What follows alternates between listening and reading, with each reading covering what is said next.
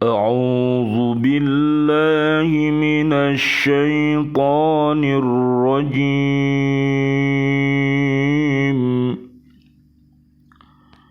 بسم الله الرحمن الرحيم.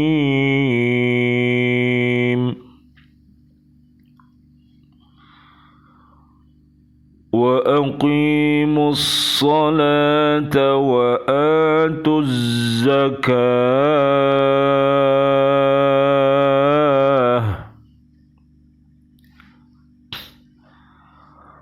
وما تقدموا لأنفسكم من خير تجدوه عند الله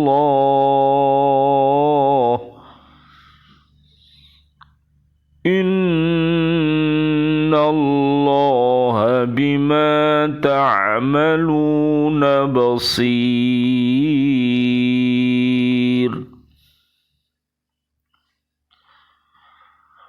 وقالوا لن يدخل الجنة إلا من كان هودا أو نصارى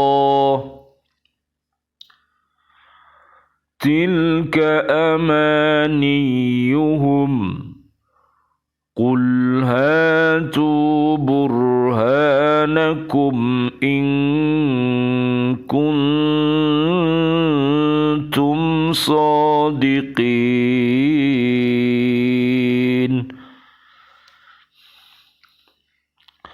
Dan laksanakanlah sholat dan tunaikanlah zakat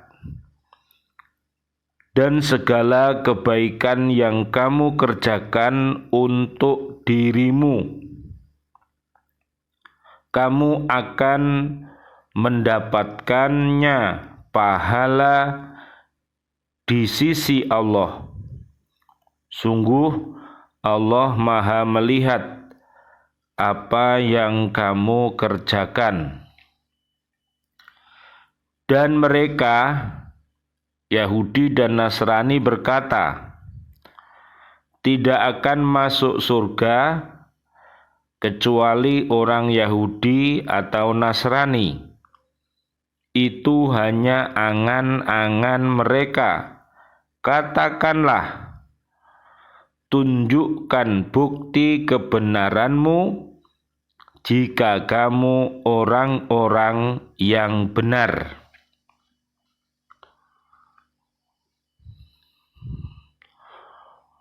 Allah berfirman di surat Toha ayat yang ke-111 dan 112. A'udzu billahi minasyaitonir rajim. Bismillahirrahmanirrahim. Wa'anatil wujuhu lil hayyil qayyum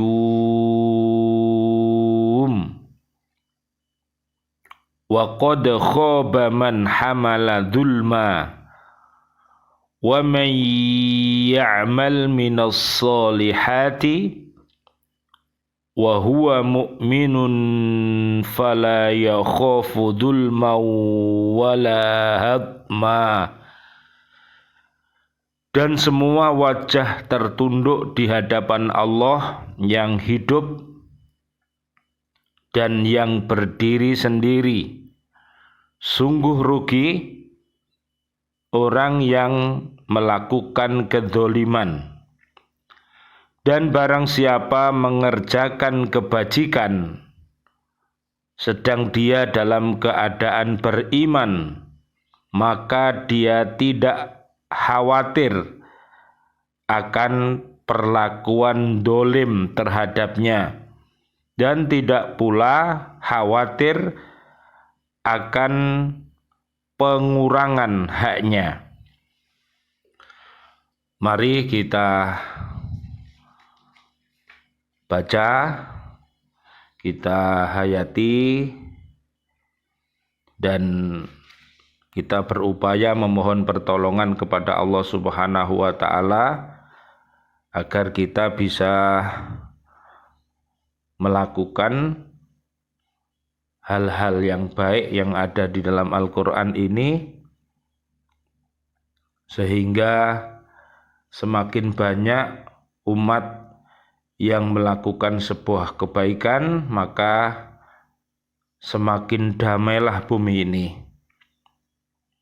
Jadi kalau bumi ini dihuni oleh orang-orang yang baik, maka bumi ini akan menjadi bumi yang aman, tentram, damai, sejahtera. Jadi hunian-hunian yang indah. Tapi sebaliknya, bila bumi ini dihuni oleh orang-orang yang buruk, maka akan terjadi pertumpahan darah, akan terjadi pertikaian, akan terjadi persengketaan dan perselisihan yang akhirnya bisa merugikan umat semuanya. Oleh karena itu, mari kita kembali kepada Allah Subhanahu wa Ta'ala, kita kembali kepada para nabi dan para rasul yang telah mendidik kita untuk senantiasa berbuat baik, ya, dari diri kita. Jadi kita harus berbuat baik kepada diri kita, setelah itu keluarga besar kita dan umat ini. Mudah-mudahan segala kebaikan yang kita pelajari, yang termaktub di dalam kitab Al-Quran ini, kita bisa mengamalkannya. Dan setelah kita ditunjukkan oleh Allah sebuah perilaku, sebuah perbuatan umat, ya, yang berada di dalam kitab suci Al-Quran, yang dimana perbuatan itu buruk, marilah kita memohon kepada Allah Subhanahu wa Ta'ala agar kita diberi kekuatan untuk menghindarinya. Jadi di dalam Al-Quran itu ada perintah-perintah untuk melakukan sebuah kebaikan, dan itu juga kita memohon kepada Allah agar bisa melakukan sebuah kebaikan itu. Dan juga di dalam Al-Quran banyak Allah mengkisahkan kepada kita itu perbuatan umat-umat manusia yang berbuat kerusakan di muka bumi, dan kita memohon kepada Allah agar kita dijauhkannya, atau kita memohon kepada Allah semua umat yang melakukan kerusakan di bumi ini, mudah-mudahan Allah Subhanahu wa Ta'ala memberikan hidayah kepadanya untuk kembali bertaubat dan nasuha. Amin amin ya rabbal alamin. Mudah-mudahan keluarga besar kita, wabil khusus yang ada di Indonesia ini, Allah Subhanahu wa Ta'ala mencintainya, bumi kita ini. Mudah-mudahan bumi Indonesia ini menjadi bumi yang baldatun thayyibatun warobun ghafur, yaitu bumi yang aman, bumi yang nyaman, di mana warga buminya adalah dihuni oleh orang-orang yang senantiasa beristighfar dan bertaubat kepada Allah Subhanahu wa Ta'ala. Mudah-mudahan doa kita kepada saudara-saudari kita yang berada di Palestina, yang hari ini sedang diuji oleh Allah dengan peperangan, ya, dengan pembunuhan, mudah-mudahan segera dihentikan oleh Allah Subhanahu wa Ta'ala, dan umat-umat yang bersengketa mudah-mudahan segera kembali ke jalan yang benar. Ala hadiniyah as-solihah. Al-Fatihah. A'udzubillahi minasyaitonirrajim. Bismillahirrahmanirrahim. Alhamdulillahirabbil alamin arrahmanirrahim maliki yaumiddin. Iyyaka na'budu wa nasta'in ihdinas siratal mustaqim siratal ladzina an'amta 'alaihim ghairil maghdubi 'alaihim waladdallin. Amin amin ya rabbal alamin. Baik, pada pertemuan kali ini kita akan mengkaji surat Al-Baqarah ayat berapa, Dik? 110 dan 111. Allah Subhanahu wa ta'ala menyuruh kaum muslimin agar terus-menerus menempuh jalan yang sebaik-baiknya. Jadi sekali lagi dek ya, jalan kaum muslimin ini adalah jalan yang sebaik-baiknya. Ya baik untuk kaum muslimin, ya baik untuk umat-umat yang lain. Jadi memang kita ini dihadirkan ke bumi ini untuk menjadi umat yang terbaik. Jadi baik bagi dirinya, juga baik untuk umat, ya, baik untuk umat manusia, umat jin, umat binatang, umat tumbuh-tumbuhan. Jadi luar biasa umat muslimin ini. Melakukan sholat, jadi kalau sholat ya harus khusyuk, sholat ya harus daim, jadi sholat yang setia. Kalau sholat ya sholatnya yang bisa mencegah perbuatan keji dan mungkar. Kalau sholat ya sholat yang yuhafidun, sholat yang khusyuk, sholat yang baik. Jadi tidak hanya sekedar sholat, tapi kalau sholat tetap maksiat, tetap berperang, menyakiti orang lain, ya, itu sholatnya belum berfungsi. Jadi kalau sudah sholat ya mestinya segala perbuatan keji dan perbuatan mungkar itu tidak dilakukannya, ya. Dan mengeluarkan zakat. Mudah-mudahan zakat, infak, sedekah yang dilakukan oleh umat Islam kemarin di bulan suci Ramadan dan seluruh puasa dan seluruh amal ibadah yang kita lakukan diterima oleh Allah Subhanahu wa ta'ala, sehingga umat muslimin ini menjadi umat yang terbaik. Perintah ini dikaitkan dengan janji Allah berupa pertolongan, mendapat kemenangan. Jadi sekali lagi, kalau umat Islam ini benar-benar ya menjalankan perintah Allah dan menjauhi larangan Allah, taat pada rasul-rasulnya, taat pada aturan-aturan yang benar, maka Allah menjanjikan kita akan menjadi orang yang mendapatkan kemenangan. Makanya kita minal aidin wal faizin, orang-orang yang kembali kepada Allah dan orang-orang yang mendapatkan kemenangan. Karena dalam sholat terdapat hikmah yang banyak, seperti memperkuat jalinan iman, mempertinggi cita-cita, serta mempertinggi daya tahan mental. Karena di dalam sholat itu terdapat doa kepada Allah yang diucapkan seorang hamba sebagai pernyataan kehendak yang serius. Jadi kalau orang muslim itu sedang sholat, maka ini doa-doanya mustajabah, ya. Tapi sholat yang khusyuk, bukan sholat yang main-main atau sholat yang riak, ya. Sholat yang baik, serta memperkuat jalinan hati di antara orang-orang mukmin. Jadi begitu. Jadi orang-orang yang mendirikan sholat ini nanti munculnya adalah kasih dan sayang, menebar kasih dan sayang, ya, kasih yang tak pilih kasih, kemudian juga sayang. Itulah yang bisa menyebabkan umat itu menjadi umat yang terbaik kalau punya kasih dan sayang. Dengan jalan melakukan sholat dan pergaulan mereka di dalam masjid atau musola yang dilakukannya itu dengan sholat berjamaah itu, dengan jalan inilah iman itu dapat berkembang dan kukuh. Dapat juga memelihara kebersihan jiwa, dapat mencegah diri untuk melakukan perbuatan yang keji. Nah, jadi begitu. Jadi kalau sholat yang dilakukan oleh umat Islam ini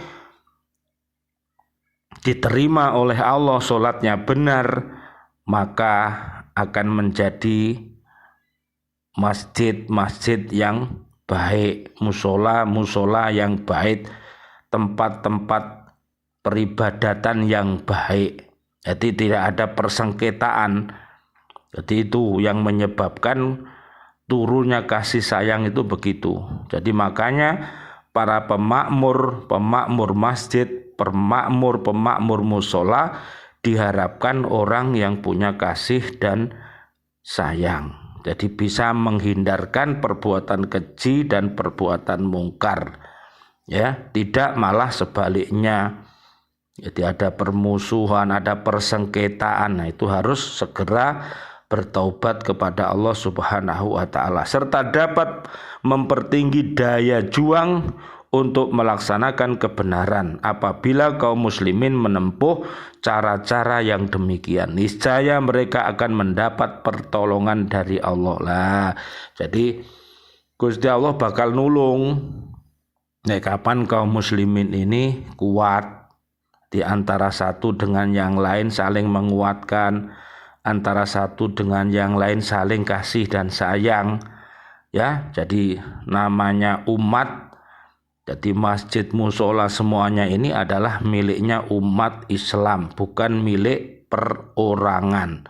Ya, hikmah yang terdapat di dalam mengeluarkan zakat ialah mempererat hubungan antara muslimin yang kaya dengan miskin, sehingga dengan kuatnya hubungan itu akan tercipta kesatuan dan persatuan umat yang kukuh dan bulat. Jadi orang-orang miskin yang diberikan zakat, infak, sedekah itu doanya luar biasa ya kepada orang-orang yang kaya. Mudah-mudahan Allah memberkati keluargamu, mudah-mudahan Allah memberkati harta bendamu. Demikian juga yang kaya mendoakan yang miskin mendoakan yang kaya. Yang penting antara si miskin dan si kaya itu sama-sama orang yang beriman takwa. Itu akan menjadi rahmat, kasih dan sayang. Sesudah itu Allah menegaskan bahwa sholat dan zakat itu sebagai jalan yang harus ditempuh untuk memperoleh kemenangan dan kebahagiaan di dunia dan di akhirat. Hal ini dapat diketahui dari pernyataan Allah bahwa kebaikan apapun yang dilakukan oleh kaum muslimin niscaya akan mendapat balasan dari sisi Allah pada hari pembalasan dengan seadil-adilnya. Allah menyuruh orang Islam agar berbuat baik karena Allah benar-benar Maha mengetahui segala amalan, baik amalan yang banyak maupun amalan yang sedikit. Jadi kalau harta bendanya banyak, ya infak sedekahnya ya harus banyak. Kalau harta bendanya sedikit ya sesuai dengan harta bendanya. Jadi diatur kemampuan-kemampuan itu mentang berbeda-beda. Juga orang-orang yang punya ilmu pengetahuan, jadi infak sedekahnya ya ilmu pengetahuan. Yang punya tenaga ya dengan tenaganya, yang punya pemikiran ya dengan pemikirannya. Pokoknya hal-hal yang baik ya, baik itu amwal, harta benda maupun anfus, kesemuanya untuk memajukan yaitu umat Islam, agama Islam. Tak ada amal yang disia-siakan, baik amal yang soleh maupun amal yang jelek, semua akan mendapat balasan yang setimpal loh dek. Jadi tidak ada yang sia-sia. Kalau yang dilakukan adalah sebuah kebaikan, pasti kebaikan itu akan diberikan oleh Allah, baik masih di dunia ataupun di akhirat nanti. Kalau amal yang dilakukan itu sebagai kejelekan, membunuh, ya, memporak-porandakan umat, nah itu dosa. Apalagi umat itu tidak berdosa, kemudian dibunuh, ya, dibantai, itu dosanya gede. Umat Islam dilarang, jadi nggak ada. Kecuali kalau itu namanya peperangan. Jadi kalau tidak ada apa-apa nggak boleh, dilarang, ya, dosa. Jadi membunuh orang lain itu nggak boleh. Kita harus mengedepankan yaitu kehidupan ya yang abadi ini ya. Jadi kita nggak boleh semena-mena membunuh orang. Makanya kita berdoa kepada Allah mudah-mudahan di Palestina ini segera kembali saling kasih dan sayang. Terakhir ayat 111-nya Dek. Ahli kitab baik Yahudi maupun Nasrani masing-masing menganggap bahwa tidak akan masuk surga kecuali golongan mereka sendiri. Orang-orang Yahudi beranggapan bahwa yang akan masuk surga hanyalah orang-orang Yahudi. Demikian juga orang-orang Nasrani beranggapan bahwa yang akan masuk surga hanyalah orang-orang Nasrani. Jadi anggapan mereka seperti itu. Ya namanya anggapan mereka seperti itu ya biarin aja. Yang penting tidak menyalahkan umat-umat yang lain. Dan nanti bagaimana pengakuan mereka di hadapan Allah, apakah benar, nanti yang menentukan benar dan salahnya itu adalah Allah Subhanahu wa ta'ala. Makanya kita dikasih firman Al-Quran ini supaya kita tahu ya perkataan orang-orang pada umat-umat dahulu itu bagaimana. Nah, kita mengetahui melalui kitab suci Al-Quran ini ya. Untuk menolak dan membatalkan anggapan mereka itu, Allah memberikan penegasan bahwa anggapan mereka itu hanyalah angan-angan yang timbul dari hayalan mereka. Loh Dek. Jadi Allah mengatakan ngono iku jenenge angan-angan. Jadi sing mlebu swarga itu kelompokku dhewe. Lah kelompok sing liyane ya neraka, lah ngono iku gak oleh. Ya. Nek umat itu taat kepada Allah dan taat kepada Rasulnya ya pasti masuk surga. Ya zaman umatnya Nabi Adam alaihissalam dengan umatnya yang beriman takwa sampai pada akhir zaman ya umatnya Nabi Isa alaihissalam ya beserta umatnya yang beriman kepada Allah dan Rasulnya, kemudian zaman Nabi Muhammad SAW yang taat pada Allah dan Rasulnya, ya semuanya masuk surga. Jadi ojo sampai mengklaim dirinya sendiri yang masuk surga, liyane neraka, itu nggak boleh ya. Jadi makanya Allah mengatakan kalau ada orang yang mengatakan yang masuk surga itu hanya saya dengan golongan saya, maka itu dibantah oleh Allah bahwa itu adalah berdasarkan angan-angan ya yang timbul dari hayalan mereka. Angan-angan mereka meskipun disebutkan secara global namun maknanya menyangkup arti yang luas, yaitu angan-angan mereka agar terhindar dari siksa serta anggapan yang bukan golongan mereka akan terjerumus ke dalam siksa dan tidak memperoleh nikmat sedikit pun. Itulah sebabnya maka dalam ayat itu angan-angan mereka dinyatakan dalam bentuk jamak. Dalam ayat ini terdapat isyarat bahwa suatu pendapat yang tidak didasarkan pada bukti-bukti yang benar tidak boleh diterima. Jadi sekali lagi mari kita belajar ya Dek ya. Belajar umat-umat yang ada di dalam Al-Quran lengkap Dek ya. Jadi sejak umatnya Nabi Adam alaihissalam sampai umatnya Nabi Isa alaihissalam sampai umat-umat yang terakhir semua ada. Mari kita belajar.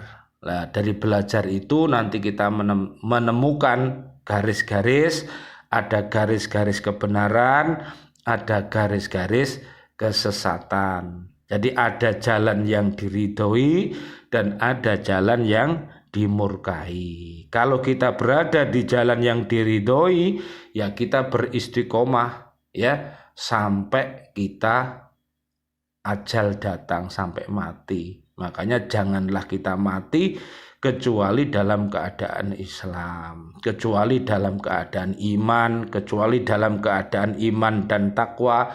Tapi kalau kita melihat ada umat yang berada di jalan yang dimurkai Allah, jalan-jalan yang sesat, yang menganggap dirinya seperti itu tadi, bahwa surga itu adalah untuknya saja, Itu adalah angan-angan mereka.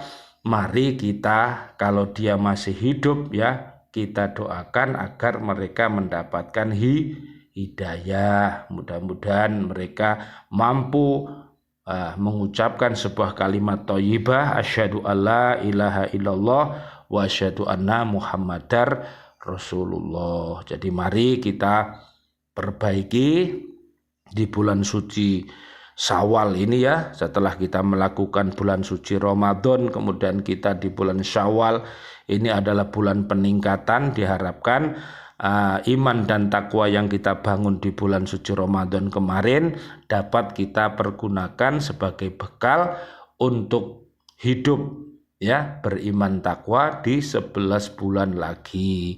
Jadi sehingga nanti kita bisa ketemu sama Ramadan di 1443 Hijriah. Mudah-mudahan Allah Subhanahu wa taala menerima ya seluruh amal kebaikan kaum muslimin, muslimat, mukminin, mukminat semuanya, dan mudah-mudahan Allah mengampunkan segala dosa-dosa kita, dosa kedua ayah ibu kita, dosa-dosa guru-guru kita, dan dosa istri dan anak-anak kita, santri-santri kita, siswa-siswi kita, dan umat yang ada di bumi ini minal jinnati wanas.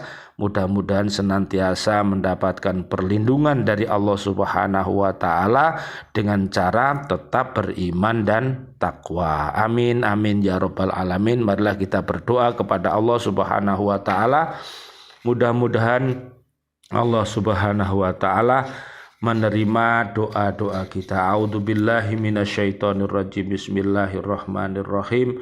Allahumma shalli wa sallim ala sayyidina Muhammad wa ala ali sayyidina Muhammad walhamdulillahi rabbil alamin. Rabbana taqabbal minna innaka antas samiul alim wa tub alaina innaka antat tawwabur rahim.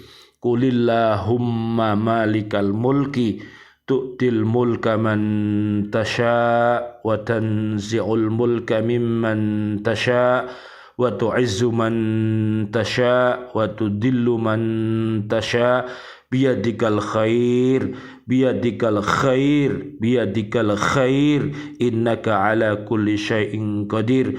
Tulijul laila fin nahari wa tulijun nahara fil laili wa tukhrijul hayya minal mayyiti wa tukhrijul mayyita minal hayy wa tarzuqu man tasha'u bighairi hisab. Wahai Allah yang mempunyai kerajaan, katakanlah wahai Allah yang mempunyai kerajaan, Engkau berikan kerajaan kepada orang yang Engkau kehendaki, dan Engkau cabut kerajaan dari orang yang Engkau kehendaki. Engkau muliakan orang-orang yang Engkau kehendaki, dan Engkau hinakan orang-orang yang Engkau kehendaki. Di tangan Engkaulah segala kebajikan. Sesungguhnya Engkau maha kuasa atas segala sesuatu. Engkau masukkan malam ke dalam siang, dan Engkau masukkan siang ke dalam malam. Engkau keluarkan yang hidup dari yang mati, dan Engkau keluarkan yang mati dari yang hidup. Dan Engkau beri rizki kepada siapa yang Engkau kehendaki tanpa hisab. Rabbana atina fid dunya hasanah wa fil akhirati hasanah wa qina adzabannar. Ya Allah yang Maha Rahman, ya Allah yang Maha Rahim, berikanlah pencerahan kepada kami sehingga umat-umat ini senantiasa berada di jalan yang benar yang Engkau ridhoi.